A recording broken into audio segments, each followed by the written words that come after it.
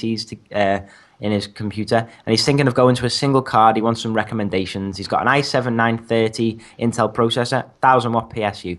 Said his budget's around $300, so I said to him, well, I'm going to say to him now, the GTX 960 overclocked version from EVGA is a good shout. I think you can get that for about maybe 260 to 300.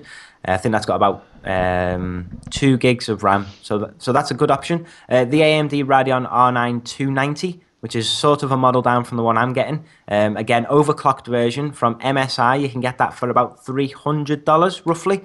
If you really want to spend a little bit more, you can currently get for $339 on Amazon the GTX 970 superclocked AC 2.0 version from EVGA, which is extra cooling, and it's got 4 gig of RAM. So that's a pretty good deal. All right. Now, hold on, Rich. Rich, hold on. Yeah. Hold on. One thing I thought I'd point out here, and this might be something that maybe Stu holds off on, because my understanding is that Windows 10 is going to be one of the first operating systems that actually addresses people that have multiple GPUs built into the system, to where it'll actually allow it to both be accessed at the same time.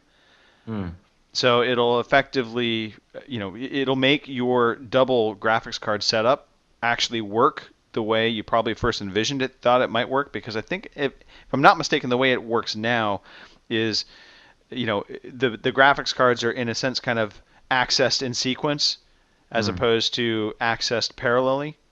Yeah, they word. they take turns in frames, so Right. but try to sync it up. So one will do one frame, then the next, and then the next, and they'll go back and forth. Right. And so my understanding is Windows 10 actually addresses that and allows the graphics cards to be actually accessed at the same time. So That is a possibility. Yeah, it's something that they've discussed, definitely. yeah. So maybe do a little digging on that. You may not want to upgrade on the graphics card yet, and you can hold off a little bit and save yourself some cash.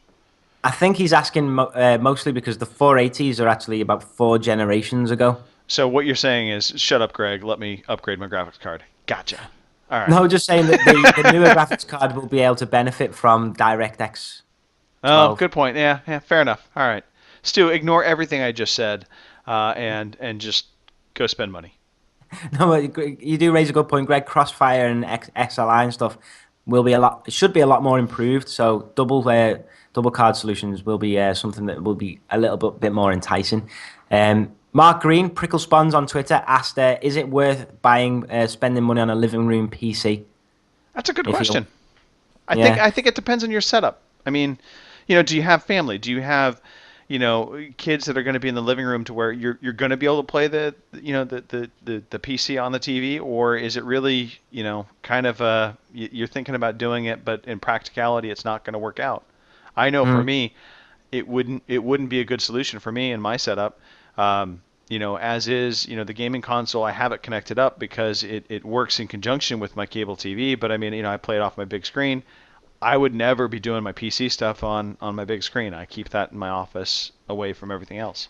So Yeah, I think he was asking about the 1080p side as well. But I just wanted to let him know that everyone's going on about like 1440p and 4K, but that's not the be all and end all. No one is ready to absolutely move to 4K right now. 1080p is easily just great. You don't need to worry about that. So 1080p will be fine for the next few years easily. So if that's holding you back, then that's fine. But again, like Greg said, a living room PC will cost you more. To get a PC worth saying is your gaming PC will probably cost you more than a PS4 or an Xbox One. Maybe look at one of those if you want a home console. Something maybe with a bit more family friendly as well. But you've got a lot of PC games for kids. You've got Netflix on your PC and all that sort of stuff. So, but then again, if you're a single person and you're just on your own, go for it. Yeah, fucking why not? Or do what I do, build a gaming PC, and then every now and then just take your. Rich sleeps underneath his desk. He's actually converted his entire place into a giant PC. It's basically just a home living room PC center. On Facebook, David Morton come out and said, memory speed, is it worth upgrading from 16 to 18 to 2100? I think I answered that before. Something I will add is on Intel CPUs, they benefit from higher speed RAM. Not just benefit from it as a whole, but also AMD processors don't support fast RAM. They don't support anything above 1800, I think. So don't waste your money. But like I said, it helps increase overall efficiency and can increase minimum frame rate. So definitely look into it a bit more. Okay. Jason Johnson said that what exactly does he need to look for when shopping for and installing a new graphics card? One, you need to make sure you've got enough room because these guys are getting fucking long now. Right. Some graphics cards go up to like almost 40 centimeters. Now, some PCs aren't even 40 centimeters long.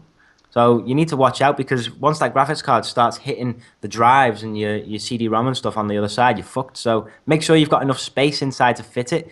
Make sure you've got the right connection. So X16 PCI Express if that's what it needs.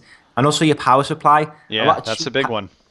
Cheap power supplies don't necessarily have the rails that you need to put onto your graphics card. So on a lot of graphics cards nowadays, you need either 6-pin or 8-pin, and you usually need 2 of them.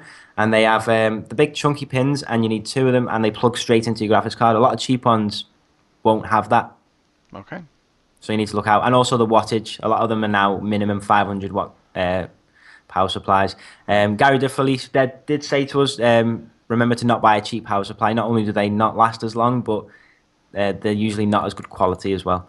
There's two left here. Christopher Healy on the Facebooks said, can any PC be upgraded? This is just a quick sentence here. Most PCs bought off the shelf can have RAM upgrades, maybe a GPU upgrade depending on the size, and you can obviously swap out your hard drives usually, as long as you've still got your CD for your operating system. Most of the time you need to buy a gaming PC or build one yourself to have full freedom to upgrade and change as and when, because there's just lack of space, and usually a lot of stuff is OEM, so it only works with that motherboard and stuff. How can he tell if his is ready to upgrade? That's when it gets slow and can't do the shit that you want to do. Right. If you wanted to play, say, the new Homeworld remaster and it won't run on your PC, it's time to upgrade. Right. Time to upgrade. Or if you're not really into your PC, which it doesn't sound like you really are, just stick to your home consoles, PS4 and Xbox One. They're basically like PCs nowadays anyway. A lot of great games. And you'll probably save a bit of money because if you were really into PC gaming, you probably would have known the answers to those anyway. So yeah, in fact, Rich, any console stuff, you know. I was just going to throw in real quick on the knowing if it's time to upgrade. One of the things you can go to is there's a website called Will It Run on My PC? I think it's Will It Run on My PC. Is that the? Can you run it? Can you run it? There you go. Can you run it? And you type in the name of the game that you bought or you're thinking about buying, and it'll give you out, and basically it'll analyze your PC. So you run it from your PC. It'll come in, take a look at your computer, and it'll kick back and let you know if that game will run on your PC as it stands. So it's a very, very helpful website. Yeah, definitely. That's a good shout, that Greg. So yeah, check that out. But like any other questions, guys, just hit us up, send us an email or a tweet or whatever, and shout out to Amorous and Hardly Dan because I was on their podcast the other day and we spoke PC gaming upgrades and all that sort of stuff. So maybe check out the Gamesman RPG later as well for more PC upgrade talk. Absolutely. All right. Yeah. Let us move forward. It's time now to kick it into Overdrive. Mark, talk to us about new releases. Yep, new releases from Saturday, April the 11th to next Friday, April the 17th. On the Vita, on the 14th, we have Bloxic. And then the big one on the 14th for the PCers is GTAV, Grand Theft Auto 5. I know Richard's waiting anticipatedly for that. Can't wait for that. Can't wait. April 14th again on the Xbox One, PS4 and PC, we've got Mortal Kombat X. Titan Souls on PS4 and Vita on the 14th. Telepath Tactics on PC, Mac and Linux on April the 16th. And next Friday on April the 17th, for one participant's been waiting for all his life, Goat Simulator on the Xbox One. There we go. All right, let us continue forward. Playdates coming up for this week. Tuesday, I believe Kinney's doing his Battlefield Playdate. Mark, is that correct? Yeah, I'm not 100% sure if it's 4 or Hardlines. I don't know, to be honest. I think it's Hardlines. I'm not 100% sure. But yeah, he's doing it again this Tuesday. Every Tuesday, I think he's doing it. So yeah, probably Hardline. There we go.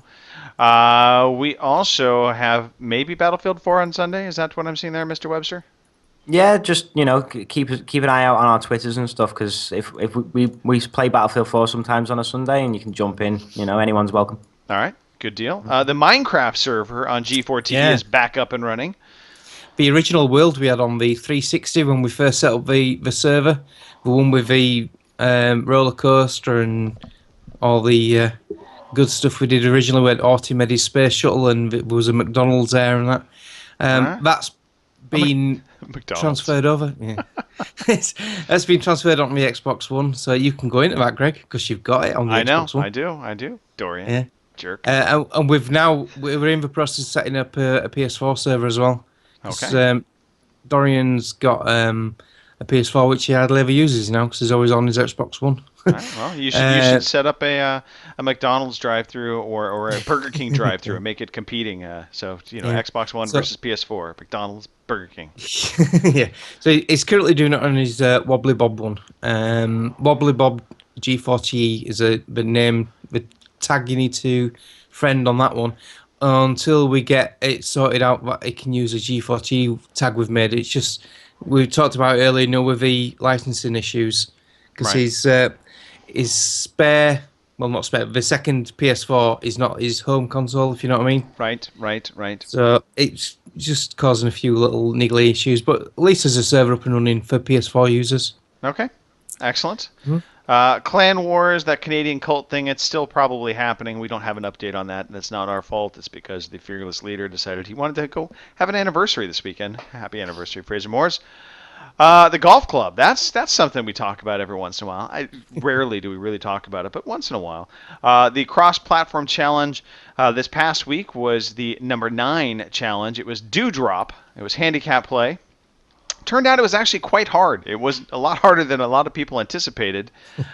So I can happily say the next challenge is not a course I selected. Gary DeFelice, you can blame him for this one. OCX Gen Challenge 10, if I could say that right. It's going to be Mount Yeti Royal handicap play. Good luck. It's going to be challenging. Results from this past week on the Dewdrop. Mark, on the PS4, we saw some scores out there. Yeah, Andrew Brown 2, he scored a +10. Big Daddy, +4. Tuscan 77, +4. Nice. So people have been really struggling with it this week. Real Kahuna, he managed to get an even par. And this week, he's back on top again. Manny Calavera with a -2. Yep. And it should be said, we are playing handicap play here. So yeah, Manny actually had, I think it was a -10, but after his handicap play, it dropped his score to -2. So that's the beauty of handicap play. It levels out the playing field pretty well. But Manny still did a yeoman's job of getting in at -2. Did a better job than I did. I didn't even have an attempt at it. Didn't have a chance this week. Yeah. Too busy with Bloodborne. Let's talk about the second best platform, the PC. Yeah, that would be Gary DeFelice's space. Amras89 got a +2. Taffman kicking it around at a +1. And Gary DeFelice, or Gary DeFelice, or the real Defoe, or Jerkface. He got a -6. Well done, Gary. I hate to admit it. Well done. Well played. But over on the Xbox One, we saw some good scores coming off the Xbox One. We had Arnat79 coming in at even. The Caretaker 61, who is a new member to the golf club crew, he came in at a -1. He had a few rounds. It was kind of fun to watch his score steadily start to come down as he was learning the ins and outs of the golf club. Step J also came in at a -1. Some fantastic guy named Murphy's Law came in at -4. And then TMG Cerberus came in at -5. And you'd be thinking that's probably the best we had to offer. But oh no, Bawbag. He dominates kind of everything he plays. The man is a machine. He came in at -10. And well done, Bawbag. His other score was -6, so he really was tearing up the scores. So well played. Well done. All right, so we have this thing called Victories Achieved, right? And that's a contest that we have been running for the longest time. You beat a game, you put up a screenshot of the game you just won, and we enter you into a giveaway. But we've got a new giveaway to go along with Victories Achieved, and that is called We Are Epic. And it's going on our Facebook page and group. So you basically make 30-second clips of video games, and you can submit it up onto the Facebook page. It'll run through for 3 months, so it's going to be April, May, and June. And it is a $20 prize or equivalent in the UK. So again, if we just do my math, it's going to be £15. Yeah. For anything. It's always £5 less. Remember that. And also, of course, it can be converted to Steam bucks. So, Xbox Live points, PSN points, Steam points, it's all the same, basically.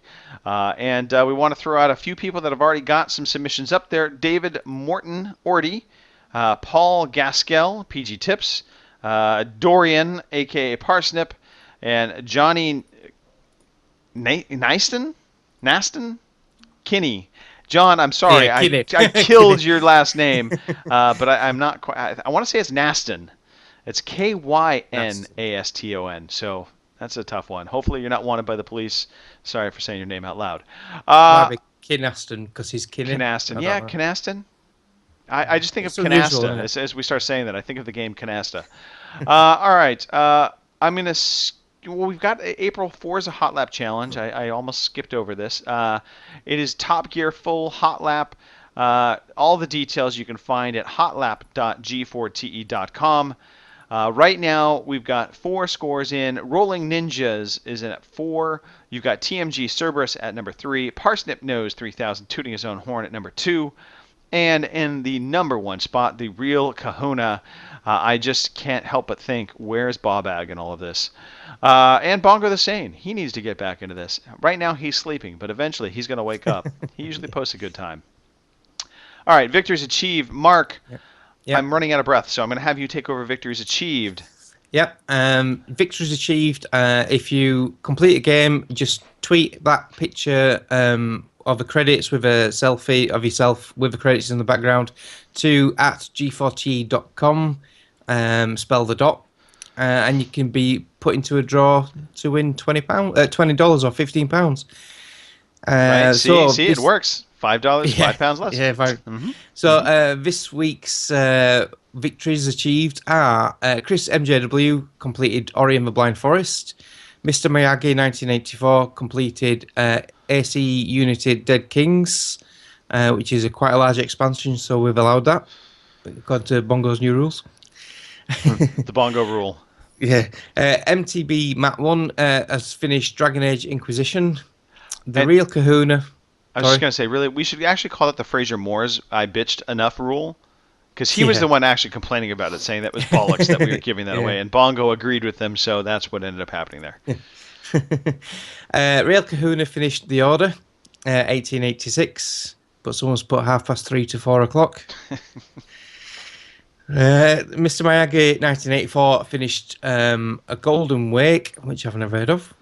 He also finished Bioshock 2, Minerva's Den, and Forza Horizon 2 Fast and Furious, which, if you've not got it already, then you'll have to pay for it now. Last day? I think it's the last day is today. Yeah. In the UK, you're past. In the UK, US, it's now Saturday. Yeah, in the US, it's still the 10th, so you have a few hours left if you're watching this live. You can get it for free. And it should be noted, if you only have Xbox Live, you don't have an Xbox One yet, and you're thinking about getting one, download it, go get it, and just have it anyway. Even if you end up not getting an Xbox One, you at least have that option, right? That's the beauty of the giveaways. All right, well done to everybody there, and keep submitting. You have until the end of April, so we're almost there. All right. If you want to be part of the conversation, every week we do this live starting at 3 p.m. PST, 11 p.m. BST, and 6 o'clock, I think, on the old East Coast snow-covered landscape. All you got to do is go to live.g4te.com. That's a portal. It will take you right to our Twitch page, and you can see our happy little faces as we podcast. We have a SpeakPipe page. You can always do that, sp.g4te.com. You can email the show just like Kyle Adams did and just like Jason Johnson did. Send in trivia. We love the trivia, and who knows, down the road we'll send you something for free, like a used piece of gum. You just send an email to podcast@g4te.com. You can tweet us all your PC-related questions, and Richard Webster will ignore you for a little while, but eventually we'll answer your questions. And that Twitter account is @OC_podcast. And of course, we have our fancy Facebook page because all old people have Facebook pages now. And that is fb.g4te.com. Go to that page. You can get into our contest, 30-second clips as I choke. And you can win stuff like money. That's good. iTunes, Stitcher reviews, YouTube reviews, any place you can review our show. We absolutely would love that. We appreciate it, and that's why we do these giveaways. It's why we give back to the community. It's why we do the show for free. There you go. Look at that. Well done, Webster. And finally, follow us on Twitch, please. If you're watching this, follow us. And at that note, it's time to do shout-outs. I'm gonna let Mark go first, and Rich, you'll take the second spot.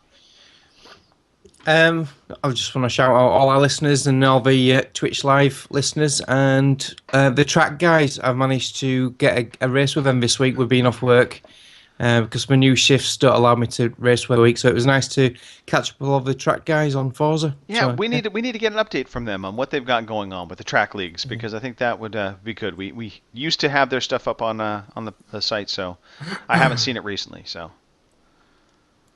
anyway. Sorry, is that it? That's it. Yeah, okay. That's it. Sorry. Webster. Shout out to Amros and Harley Dan again. I was on their podcast the other day, the Gamesman RPG. It was fun. We talked PC shit and had a laugh.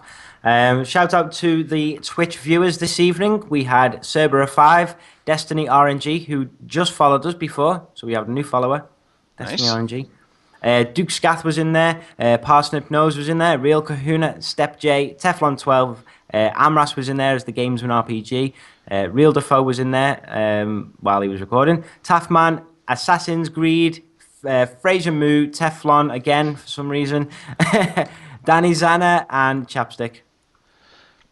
All right. And they're my shout-outs. Awesome. Thank you all for listening. Big shout-out to the two of you. I suppose I should shout out Gary DeFelice also. Check out his podcast. Yeah, that guy. Yeah, that guy. Check out his podcast. It's actually it's entertaining. Lousy at Gaming, despite Gary being on that podcast, it's actually quite good. And just a shout out in general to the community. It's been a fun few past weeks. I love the interaction we've been getting on not only Twitch, but in the Twitter sphere with all the PC questions.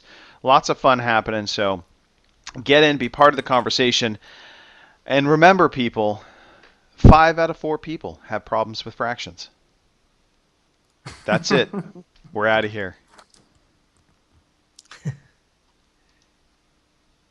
I'll just leave it up for an unspecified amount of time.